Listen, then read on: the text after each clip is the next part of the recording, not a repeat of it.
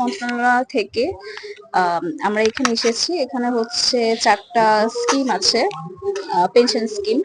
তো এটার উপরই মানুষ যেন এই স্কিমগুলো জানে বা এগুলো থেকে যেন মানে এগুলোর অনেক সুবিধা আছে। তো মানে বৃদ্ধ বয়সে যখন মানুষ মানে স্কিমগুলো বা আম ই করবে মানে স্কিমগুলোতে রেজিস্ট্রেশন করবে, এগুলো বৃদ্ধ বয়সে গেলে দেখা যাবে যে আমাদের অনেক মানে উপকারে আসছে।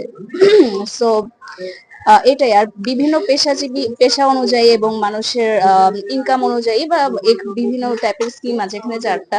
স্কিমের আর ধরনগুলো একটু বলবেন আসলে। স্কিম হচ্ছে এখানে প্রবাসীদের জন্য আছে, সুরক্ষা আছে।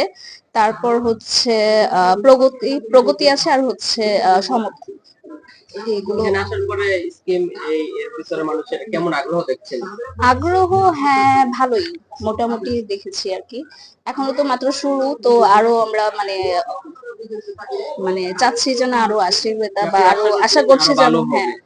আরো ভালো হবে। আর একটু ভেতরের দিকে তো হয়তো মানুষ এতটুকুই ঘুরে চলে যাচ্ছে, এদিকে হয়তো আসা হচ্ছে না, বাট আশা করছি সামনে আরো ভালো হবে আরকি।